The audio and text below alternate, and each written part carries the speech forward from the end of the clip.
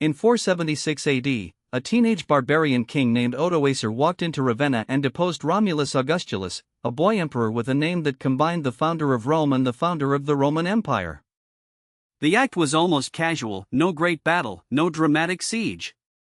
The last Western Roman emperor was simply told to leave. And with that, a civilization that had lasted over 1,000 years quietly ended. But historians have argued for centuries, did Rome really fall, or did it simply transform? The answer, as with most of history, is complicated. Rome's problems didn't begin in 476. They had been accumulating for centuries. The empire was simply too large to govern effectively. At its height, Roman territory stretched from Scotland to Mesopotamia, from the Rhine to the Sahara. Administering this required a vast bureaucracy, a massive army, and an endless supply of money. By the 3rd century AD, the empire was spending more on defense than it could possibly collect in taxes. Between 235 and 284 AD, just 49 years, Rome had 26 different emperors. Most died violently. Political chaos became the new normal. The economy was the slow poison that weakened Rome from within.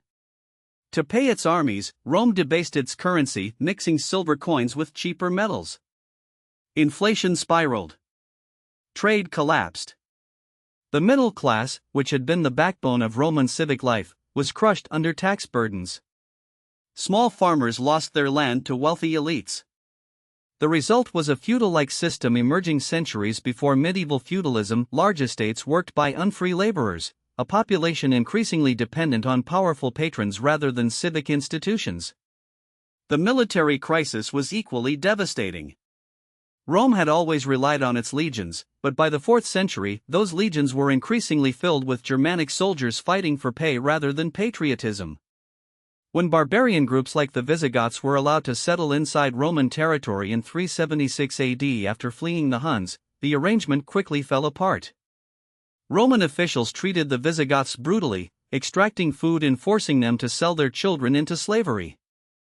The Visigoths revolted, and in 378 AD at the Battle of Adrianople, they destroyed a Roman army and killed the Emperor Valens, a catastrophic defeat that shattered the myth of Roman military invincibility. There's a controversial theory that environmental factors also played a role, specifically, lead poisoning. Romans used lead extensively, in their water pipes, their cooking vessels, their wine sweeteners. Some historians argue that chronic lead poisoning contributed to declining birth rates, cognitive impairment among the elite, and general physical deterioration across the population. The evidence is debated, but isotopic analysis of Roman-era skeletons does show elevated lead levels.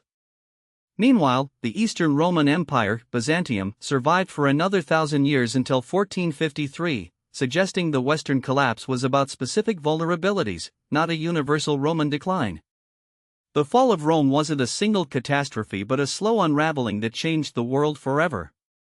The Germanic kingdoms that replaced Roman authority in the West weren't purely destructive, they absorbed Roman law, Latin language, and Christian religion. The Catholic Church preserved literacy and classical learning through the Dark Ages.